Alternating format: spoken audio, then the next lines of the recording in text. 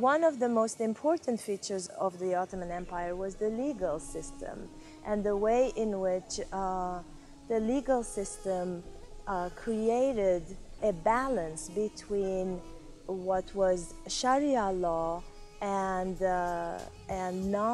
secular in parentheses, because there was no concept of secular in a sense, but a non-religious law that created a balance between religiosity and a kind of different system.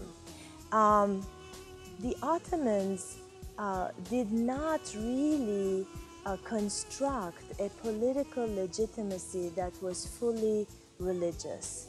Their political legitimacy was a lot more fragmented. Part of it was their particular history. When the Turkic tribes moved from the post-Seljuk space towards the west, into Western Anatolia and the Balkans, they were small in numbers, they crossed the frontiers into Byzantine lands, and yes, they fought, but they also made alliances with the Christians. Discussions happened between the sultans and religious leaders of different groups as to what religion was going to contribute to the empire. As a result, they created, before even Sharia became important, they created this set of laws that were particular to the place, to the customs of the Turks, that was particular to them, and were not about religion, were about local rule. That created a counterpoint to Sharia. What happened was sultans codified this customary law into Kanun, which is sultanic law. According to Islamic rule, Sharia should be the only law of the land. And here, in the 16th century, the Ottoman Empire already broke that rule. It already created an alternative set of laws that were counterbalancing.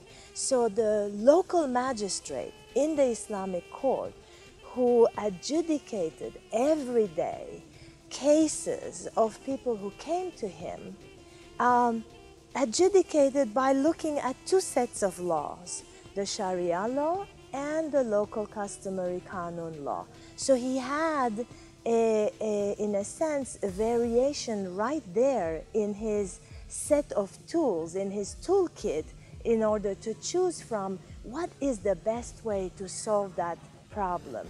So that created space, it created a little bit of openness in the system, and it created a sense in which Kanun could influence Sharia and Sharia could influence Kanun. It created flexibility and fluidity in the institutions of the system.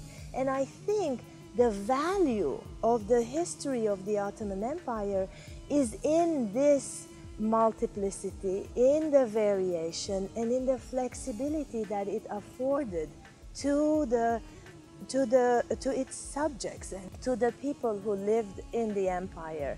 So in that sense, the Ottoman, both because it had a avant la lettre, in a sense, secular part to its system and a religious part, and that both of these were working in some conjunction with each other, provides today for us an example that it doesn't need to be all or none. It doesn't need to be one system that is overwhelmingly hegemonic, that actually multiplicity of systems of law can work together, and that there are ways of accommodate between Sharia and secular law.